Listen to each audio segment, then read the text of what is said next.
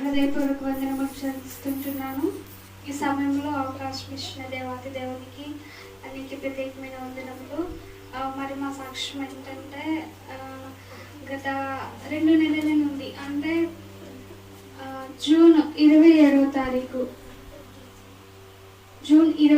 తారీఖు జోయల్కి ఫస్ట్ మా ఇంట్లో జరిగిన సిచ్యువేషన్ ఫస్ట్ జోయల్ నుండి ప్రారంభమైంది. అదేంటంటే 2 నెలల క్రితము జూన్ 27వ తారీఖు జోయల్కి అంటే మా బాబు శ్యామ్ జోయల్ బాబుకి 24 hours పెయిన్ వచ్చింది. అపెండిక్స్ పెయిన్ వచ్చింది. పెయిన్ వస్తే అది అంతకుముందే 2 years బ్యాక్ ఒకసారి వచ్చినప్పుడు మేము భద్రాచలము రామకృష్ణ డాక్టర్ దగ్గర చూపించినప్పుడు సార్ ముందే చెప్పారు, ఇప్పుడైతే స్టార్టింగ్ స్టేజ్లో ఉంది, కానీ ఖచ్చితంగా మరలా పెయిన్ వస్తే మాత్రం అప్పుడు సివియర్ అయిపోతుంది, ఇప్పుడు ఇంకొకసారి వస్తే మాత్రం సివియర్ అయిపోతుంది అని చెప్పారు. వచ్చిందే 2 times. అది ఫస్ట్ టైం వచ్చినప్పుడు రామకృష్ణ సార్ దగ్గర చూపించాము. సెకండ్ టైం ఇంకా 2 నెలల క్రితము జూన్ 27వ తారీఖు వచ్చింది. ఆ రోజు పెయిన్ అని చెప్పాడు. నార్మల్గా అంటే ఆడుకుంటున్నాడు కదా, ఏదో ఒకటి తగిలిందేమో, ఆగడు కదా, ఊరికే అటు ఇటు ఇటు అటు అన్ని ఎక్కి దూకుతూ ఉంటాడు, ఇట్లా ఏమైనా తగిలిందేమో అనేసి ఫస్ట్ నేను ఆ రోజు 26వ తారీఖు నైట్ నుండి పెయిన్ అనడం స్టార్ట్ చేశాడు. అయితే నేను ఏమనుకున్నానంటే కింద పడి ఉంటాడులే, వాళ్ళిద్దరు ఆడుకుంటారు కదా, ఊరికే కొట్టుకుంటారు పిల్లలు అనేసి నేను ఆ రోజు పట్టించుకోలేదు. అంటే నార్మల్గా ఇంట్లో ఉన్న మెడిసిన్తో పాటు వేసి తగ్గిద్దిలే నాన్న అనేసి చెప్పాను. అదేమైందంటే సివియర్ అయిపోయింది. మార్నింగ్ కల్లా పెయిన్ ఎక్కువైంది. నైట్ అంతా కూడా బాబు అసలు నిద్రపోలేదు, ఏడ్చుకుంటూ అట్లానే ఊరికి అటు ఇటు కదులుతూ పెయిన్ అమ్మా, నొప్పి వస్తుందమ్మా అనేసి అంటూ ఉన్నాడు. ప్రేయర్ చేశాను కానీ అది తగ్గలేదు. అదేంటంటే బాగా ఎక్కువైపోయింది లోపల అటు సైడు పెయిన్ అనేది కొంచెం వాడికి ఎక్కువైపోయింది. అది పెరగడం వల్ల ఆ పెయిన్ అనేది తట్టుకోలేకపోయాడు. ఇంకా మార్నింగ్ నేను లేచాను, నా పని నేను చేసుకుంటూ ఉన్నాను. ఇంకా కూర్చొని విపరీతంగా ఏడుస్తున్నాడు. వాడికి ఏ చిన్న దెబ్బ తగిలినా, ఏ పెద్ద దెబ్బ తగిలినా కానీ దేవుడు చిన్న పిల్లోడైనా కూడా ఓర్చుకునే జ్ఞానము ఎక్కువ ఉంటుంది వాడికి. ఎంత పెద్ద దెబ్బ తగిలినా కూడా తట్టుకోగలడు. అంటే చికాకు చేసేవాడు కాదు, ఇబ్బంది పెట్టాడు. అట్లాంటిది ఆ పెయిన్కి ఏమవుతుందంటే 2 కాళ్ళు హాస్పిటల్ వేసుకొని కూర్చొని గట్టిగా ఇట్లా పొట్టని ఇట్లా నొక్కుకొని బాగా నొప్పి వస్తానమ్మా అనేసి బాగా ఏడుస్తున్నాడు. ఏడుస్తా ఉంటే ఇంకప్పుడు అర్థమైంది, అప్పుడు అలా 1 year 2 year బ్యాక్ చూపించినప్పుడు సార్ ఇలా చెప్పారు కదా, అపెండిక్స్ పెయిన్ ఉంది బాబుకి, ఒకవేళ ఇంకొకసారి వస్తుంది ఖచ్చితంగా సర్జరీ చేయాలి అనేసి చెప్పారు కదా. ఒకవేళ అదే అనేసి అనుకొని ఇంకా మేము ఏం చేసామంటే వెంటనే బాబుని తీసుకొని మేము హాస్పిటల్కి వెళ్ళడం జరిగింది. పాల్వంచ్ హాస్పిటల్కి వెళ్తే అక్కడ డాక్టర్ ఏం చెప్పారంటే ఖచ్చితంగా స్కాన్ చేయాలి అనేసి చెప్పారు. స్కాన్ సెంటర్కి వెళ్ళినప్పుడు స్కాన్ తీసిన సారే చెప్పారు, వెంటనే బాబుకి ట్రీట్మెంట్ ఇప్పించండి అనేసి నన్ను చెప్పారు. వెంటనే రిపోర్ట్స్ తీసుకొని వెళ్ళి మరలా మేము ఎక్కడికైతే వెళ్ళామో ఆ డాక్టర్ దగ్గరికి వెళ్ళినప్పుడు మేము ఇప్పుడు వెళ్ళే డాక్టర్ ఉస్మాన్ పాషా గారు పాల్వంచ అంకుల్ దగ్గరికి వెళ్ళినప్పుడు వెంటనే చెప్పారు, కవిత ఖచ్చితంగా బాబుకి ఆపరేషన్ చేయాలి, ఇమీడియట్లీ చేయాలి, ఆలోచించుకోవద్దు, మీకు ఎప్పుడు కూడా మేము ఇలా చెప్పలేదు, ఏమైనా సమస్య ఉంటే నేను చెప్తాను డైరెక్ట్గా, లేదు అనేసి అంటే మందులు వాడితే సరిపోద్దని చెప్తాను కదా, ఇప్పుడైతే మీరు ఆలోచించుకునే టైం కూడా లేదు, ఆలోచించుకుంటే నేనేం చేయలేను అనేసి మాకు డైరెక్ట్గా చెప్పారు. అయితే నేనేమనేసి అన్నానంటే అంకుల్ మరి వెంటనే చెప్పారు కదా, మనీ అయినా ఉండాలి కదా, వెళ్ళడానికి అడ్జస్ట్ అవ్వాలి కదా అనేసి అన్నప్పుడు ఆయన ఒకటే మాట అన్నాడు, ఫస్ట్ మనీ గురించి నువ్వు ఆలోచించకు, అవసరమైతే నీ అకౌంట్లో నేను వేస్తా, లేకపోతే డాక్టర్ గారితో నేను మాట్లాడతాను, ఫస్ట్ వెళ్ళి నువ్వు ఆపరేషన్ చేయించుకో, ఆ తర్వాతకి చూద్దాము, నీ దగ్గర ఉన్నప్పుడే తీసుకోమని నేనే డాక్టర్కి సజెషన్ ఇస్తాను, అసలు వాళ్ళు నేను ₹1 కూడా అడగరు అనేసి చెప్పారు. చెప్పినప్పటికీ కూడా కనీసం వెళ్ళడానికైనా ఉండాలి కదా అనేసి నా ఆలోచన. నాకు భయం వేస్తుంది, వాడేమో పెయిన్కి తట్టుకోలేకపోతున్నాడు. అంత పెయిన్ ఉండి కూడా ఇలానే పాల్వంచులో కంజర్లు కాంగో అన్ని దగ్గర పెట్టుకొని ఆ నొప్పితో బాధపడుతున్నాడు, ఏడుస్తున్నాడు. అట్లానే కూర్చొని జోయలు బాబు 2 చెల్లెళ్ళు, నా 2 కుమార్తెలు, 3 కలిసి కూడా దేవుణ్ణి స్తుతిస్తున్నారు.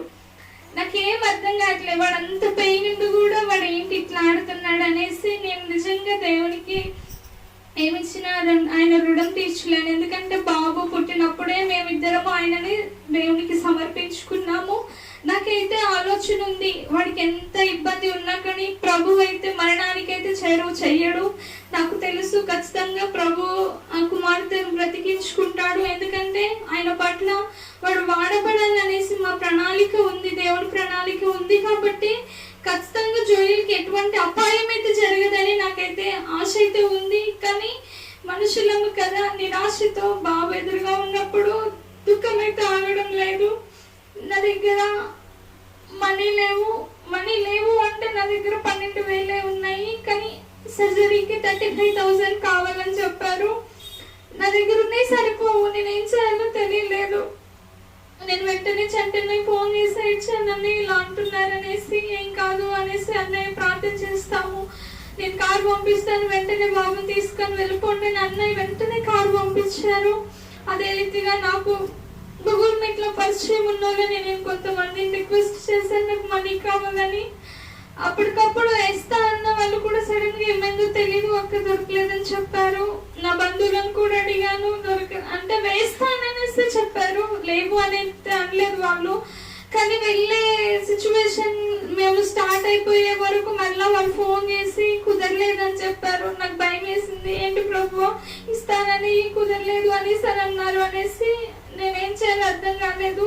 నాకు వెంటనే నన్ను నా తల్లిదండ్రులే గుర్తొచ్చారు. ఏదేమైనా కూడా మాది ప్రతి విషయము మా నాన్న లేనిది మీ బ్రతకము. నేను ఇప్పటికీ చెప్తాను, మాకు ఏ సమస్య అయినను, ఏదైనా నిరుకైనా ఇబ్బంది అయినను, వ్యాధి ఎందుకు ఏదైనా సరే, నేను ఎంతమందిని అడిగినప్పటికీ, ఎంతమంది మమ్మల్ని ఓదార్చినప్పటికీ కూడా ఖచ్చితంగా మా నాన్న చేతుల మీదనే మేము బ్రతుకుతాము. దేవుడు మమ్మల్ని అయితే ఆ రీతిగా ఆశించాడు, మమ్మల్ని ఆ రీతిగా దీవించాడు. నేను వెంటనే నాన్నకి ఫోన్ చేశాను, నాన్న ఇట్లా వాళ్ళు ఇస్తా అన్నారు కానీ అన్నీ దొరకలేదని చెప్పారు. అంటే నీకెంత కావాలి అన్నాను.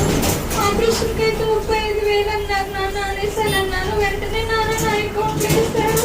నిజంగా దేవునికి ఎంతగానో నేను నష్టపోయి ఉన్నాను. ఎందుకంటే నాకు ఇటువంటి తల్లిదండ్రులు ఇచ్చినందుకు నిజంగా దేవునికి నేను ఏమిచ్చి కూడా ఆయన రుణం తీర్చలేను.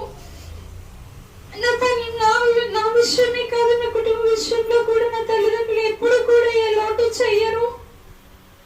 ఏదేమైనా కూడా వారు నన్ను ముందుకు నడిపిస్తూనే ఉంటారు. వాళ్ళు హెచ్చరించినను, తిట్టినను, ఏం చేస్తున్నను కూడా అవన్నీ మాకు ఆశీర్వాదంలే. నాన్న వెంటనే డబ్బులు వేసాడు. వేసిన తర్వాత నా దగ్గర ఉన్నాయి, నాన్న వేసినాయి మొత్తం కలిపి నేను వెళ్ళని అక్కడ మాట్లాడుకున్నాను. డాక్టర్ మాట్లాడారు, వారు ఇంతంటే దాంట్లో తగ్గించి ఇంతని చెప్పి మాట్లాడినప్పుడు వెంటనే నేను అవి వాటి కట్టేశాను, ఫీజు కట్టేశాను. ఆ రోజే నైట్కి వెంటనే మేము వెళ్ళే లోపల డాక్టర్ గారు అక్కడికి ఖమ్మం ఫోన్ చేసి చెప్పారు, ఇట్లా బాబుని తీసుకొని వస్తున్నారు, రాగానే వెంటనే సర్జరీ అయిపోవాలని చెప్పారు. వెంటనే మేము వెళ్ళే లోపల వారు అన్ని సిద్ధపరుచుకున్నారు. అయితే మేము వెళ్ళి అడ్మిట్ అయ్యే లోపల ఆల్రెడీ జోయిల్ కి ముందు ఇద్దరికి జరిగింది. వారిని తీసుకురాగానే వెంటనే జోబాబుని తీసుకొని వెళ్ళారు.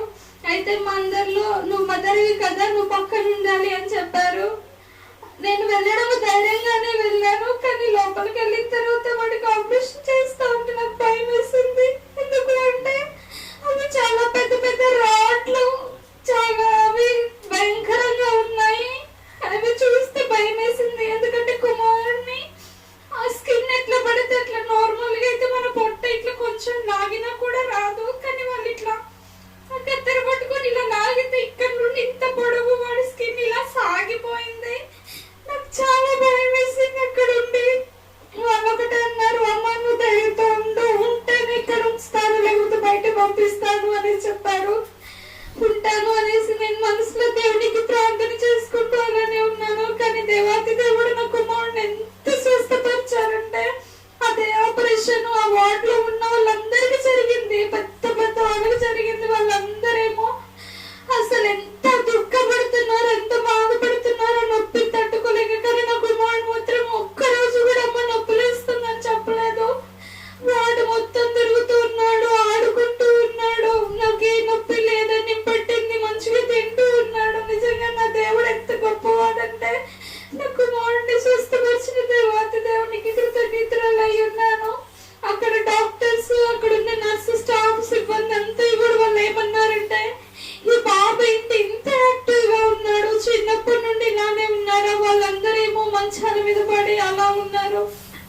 అంటే అసలు ఆగనే ఆగట్లేదు.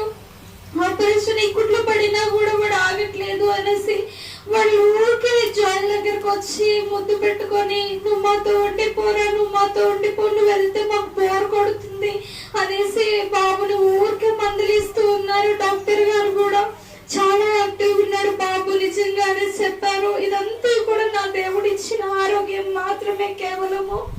ఎన్ని మరణ పరిస్థితి వచ్చినప్పటికీ కూడా దేవాతి దేవుడు ఎంతగానో స్వస్థపరిచున్నాడు.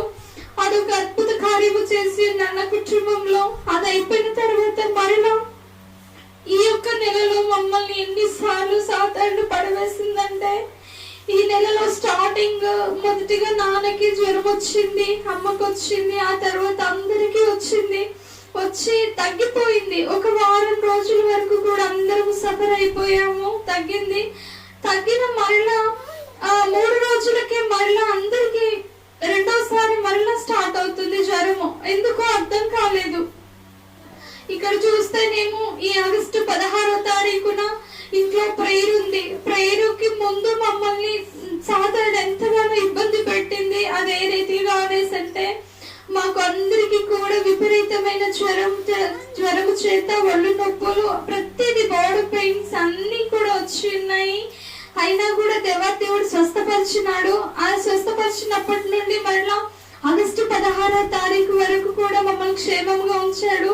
అయితే ఆగస్టు 12వ తారీఖు నేనేం చేశానంటే, ఆ రోజు నైట్ 11వ తారీఖు నైట్ నేను అనుకుంటున్నాను ఏంటి అనేసి అంటే, 16వ తారీఖు ప్రేయర్ ఉంది కదా ఇంట్లో, ఇవన్నీ తీసి పై క్లాత్ ఇవన్నీ తీసి ఉతకాలి, ఏమైనా డెకరేషన్ చేయాలి, కొంచెం నీట్ గా చేయాలి, బాగాలేదు కదా అనేసి నేను అనుకుంటున్నాను. అనుకున్నప్పటికీ సాతాను నన్ను పడవేసింది. అది ఏ రీతిగా అంటే, నేను కింద పడలేదు, నాకు దెబ్బ తగలేదు, కానీ నా కాలుకి నేను చెప్పుకోలేనటువంటి వేదనతో, నొప్పితో భరించలేనటువంటి గాయమైంది. అది ఏంటంటే పక్కకి తగలడం వల్ల అది నేను మంచం మీద పడుకునే ఉన్నాను. నార్మల్ గా కాలు జరుపుదామని పక్కనే లోపల అది పట్టకమనేసి ఆ మోకాలు చిప్ప అనేది పైకి జరిగిపోయింది. అది జరగడం వల్ల నాకు ఏం అర్థం కాలేదు. ఆ నైట్ అంతా కూడా ఇంట్లోనే ఉన్నాను, హాస్పిటల్ కి వెళ్ళలేదు. చూపించుకోకపోవడం వల్ల అది ఏమైందంటే, ఆ బోన్ జరగడం వల్ల బోన్ కి గ్యాప్ వచ్చి, ఆ గ్యాప్ లో ఈ రాత్రి లోపల ఏమైందంటే వాటర్ ఫామ్ అయింది. ఆ వాటర్ ఫామ్ అయ్యి ఏమైందంటే తెల్లారే లోపల కాలు మొత్తం స్వెల్లింగ్ వచ్చింది.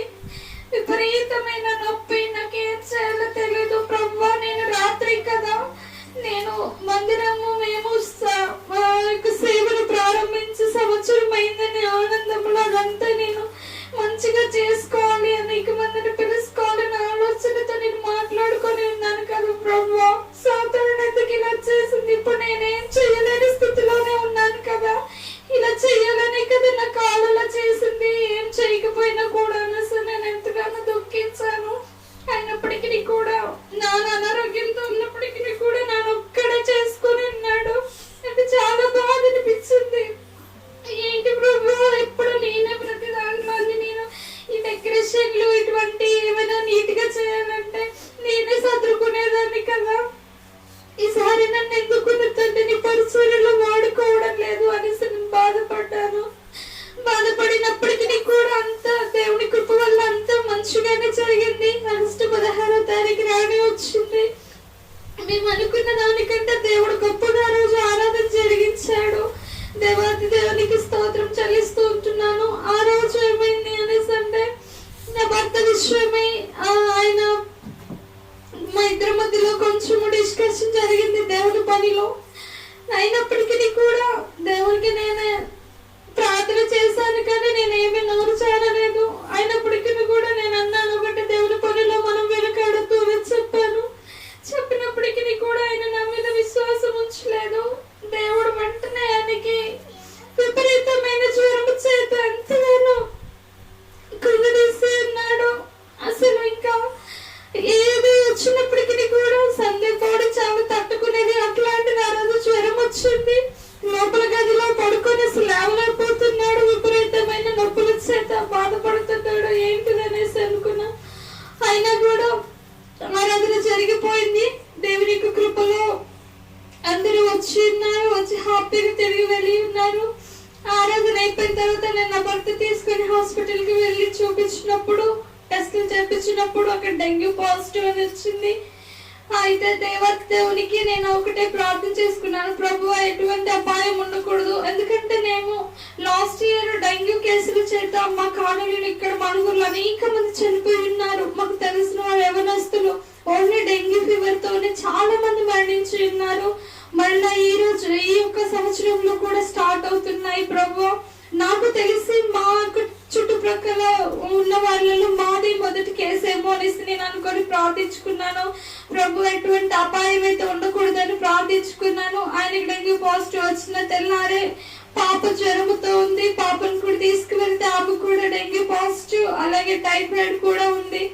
వారిద్దరూ అలా ఉండగానే నా కాళ్ళు బాగాలేదు. నేను వారిద్దరిని హాస్పిటల్ తీసుకెళ్ళలేని స్థితి. ఏం చేయాలో తెలీదు. మా మరిది గారేమో ఆ మందిర పనిలో ఉన్నారు, ఆయనకి కుదరడం లేదు. నేనేం చేయాలి నాకు అర్థం కాలేదు. అక్కడ హాస్పిటల్ అది అక్కడ ఉండేవారం కాదు, ఎందుకంటే ఆయన జస్ట్ ఆర్ఎంపీ డాక్టరే, అడ్మిషన్స్ ఉంచుకోరు ఆయన, అక్కడ ఉండడం కుదరదు. మరి ఏం చేయాలి అనేసి నేను ఎంతగానో దుఃఖించాను. కనీసం నా కుమార్తెను జ్వరంతో ఉన్నప్పుడు ఆమెను ఎత్తుకొని తీసుకెళ్ళే ఓపిక కూడా నాకు లేదు. ఎందుకంటే నాకు కాళ్ళ నొప్పి, విపరీతమైన నొప్పి. నేను నడిస్తే నొప్పి ఎక్కువైపోతుంది. నేను వారికి ఏం చేయలేదు అసలు. కనీసం వారిని చూసుకోలేదు. మా తోటి కూడా చూసుకుంది. ఆమె హాస్పిటల్కి తీసుకెళ్ళడము, తీసుకురావడము, ఇంట్లో పనంతా ఆమె చేయడము. నిజంగా దేవుడు నాకు ఎంత గొప్ప వరాన్ని ఇచ్చాడంటే, నాకు వచ్చిన తోటి కూడా లేని, నా అత్తమామలేమి, నా కుటుంబం ఏమి, అందరూ నన్ను ప్రేమించేవారే. ఆమె ఒకటే అన్నది, అక్క నువ్వు ఇంట్లో ఉండి రెస్ట్ తీసుకొని తీసుకెళ్తాను, ఏం కాదు అనేసానండి. ఏ రోజు కూడా తను నా మీద విసుక్కోలేదు, నేను ఎందుకు చెయ్యాలి అని. కోపం కూడా తనకి రాలేదు. అంత మంచి మనసుని ఇచ్చాడు దేవాది దేవుడు తనకి. ఆమె చేసింది పనంతా కూడా. ఆ తర్వాత అలా ఉండగానే వీరిద్దరే నాకు చాలా ఇబ్బందికరంగా ఉంటే, ఈ లోపల ఫోన్ వచ్చింది. నాన్న ఫోన్ చేసి అమ్మ లేవలేని స్థితిలో ఉంది, నేను నా చేతుల మీదనే ఎత్తుకొని హాస్పిటల్కి తీసుకెళ్ళాను, మనుగురు జాయిన్ చేశానని చెప్పాడు. నేను చెప్పాను, నాన్న ఆల్రెడీ మన ఇంట్లో ఇద్దరికి డెంగ్యూ కేసులు ఉన్నాయి కదా, అమ్మకు కూడా అదే ఉంటుంది, నన్ను వాడు తీసుకువెళ్ళకి తీసుకోండి అని చెప్తే నా మాట వినలేదు. ఆ రోజు తెల్లారి మళ్ళా నాన్న బాగానే ఉంది కదా అని డ్యూటీకి వెళ్ళాడు. అమ్మకు ఫోన్ చేస్తే అమ్మేమో ఫోన్ ఎత్తింది కానీ మూలుగుతుంది, అసలు ఏం మాట్లాడట్లేదు, బాగా మూలుగుతుంది. నాకేమో భయం వేస్తుంది. నాన్న డ్యూటీకి వెళ్ళిండు, నేను ఆమె దగ్గర లేను, చెల్లి లేదు, చూసుకోవడానికి ఎవరూ లేరు, ఒక్కతే ఇంట్లో ఉంది. ఏంటి ప్రభు ఇంత ఘోరమైన పరిస్థితి. నేను సంవత్సరాలు వాళ్ళతోనే ఉంటున్నాను కదా, శ్రమ కలిగినప్పుడు ఎందుకు ప్రభు నేను దగ్గర లేను, నా తల్లిని చూసుకుని స్థితిలో కూడా నేను లేను అనేసి నేను చాలా దుఃఖించాను.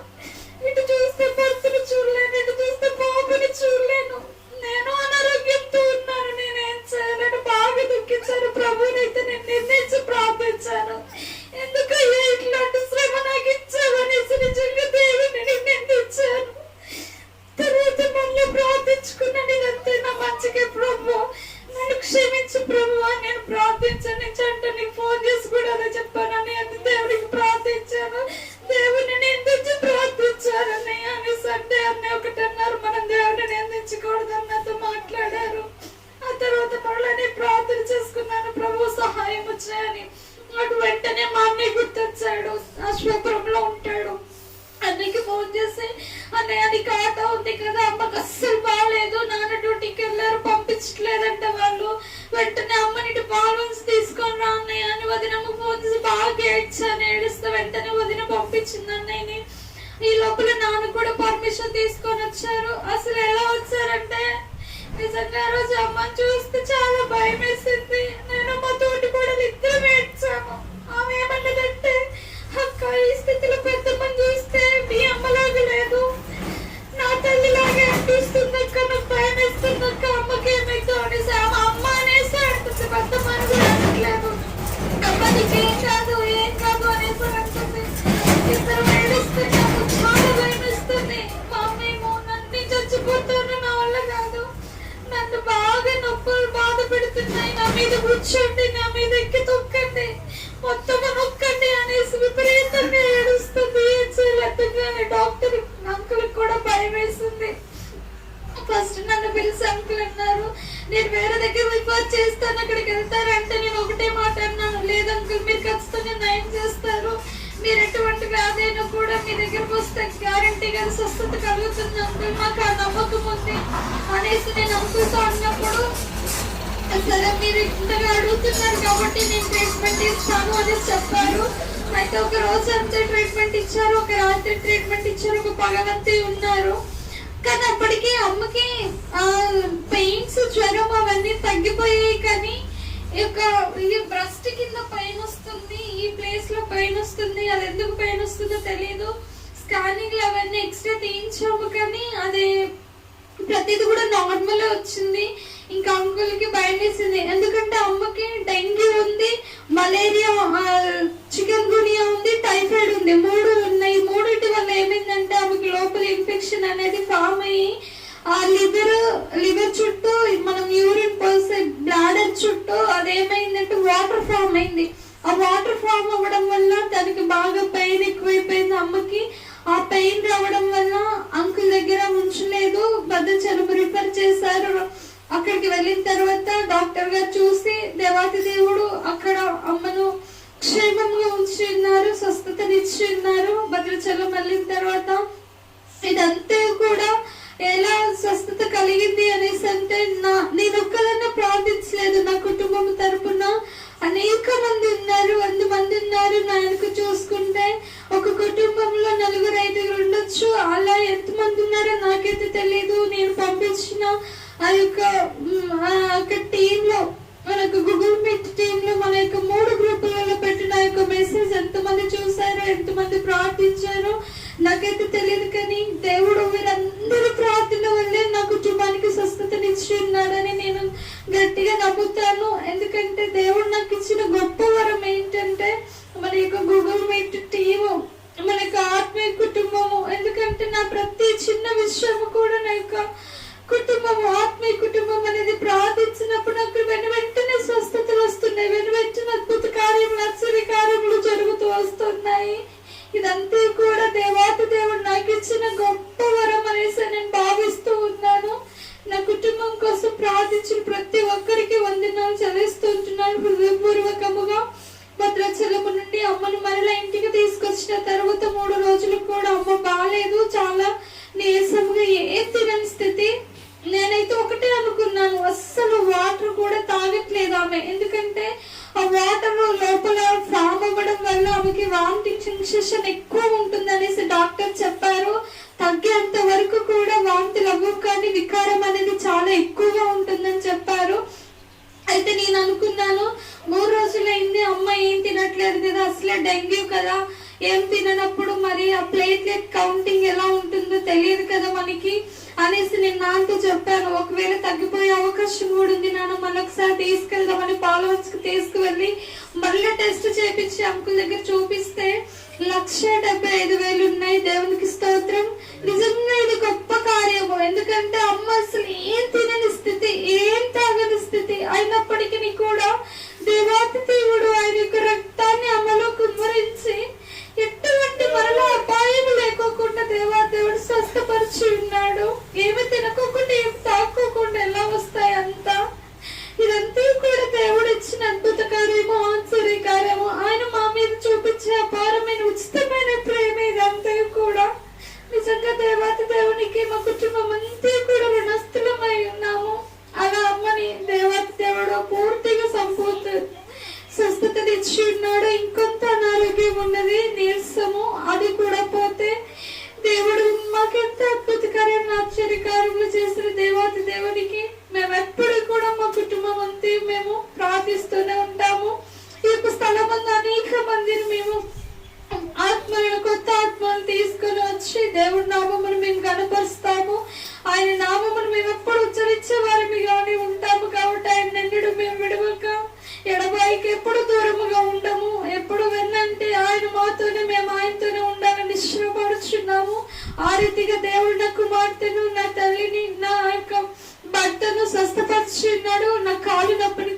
కాలు వరకు తీసేసి ఉన్నారు, కానీ అది కోలుకునే వరకు కొంచెం టైం పడుతుందని చెప్పి ఉన్నారు. ఆ కొంచెము కూడా దేవుడు తీసేస్తాడనేసి నాకైతే నమ్మకం ఉంది.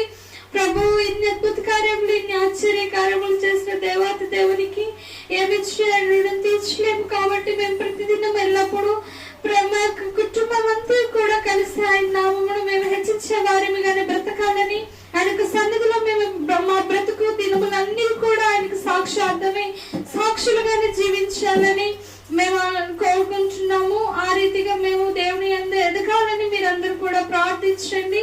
ఇన్ని అద్భుత కార్యములు, ఆశ్చర్య కార్యం చేసిన దేవాతి దేవునికి కృతజ్ఞతాస్తుతులు చెల్లిస్తుంటున్నాను. ఈ యొక్క చిన్న సాక్ష్యం దేవుడు దీవించును గాక.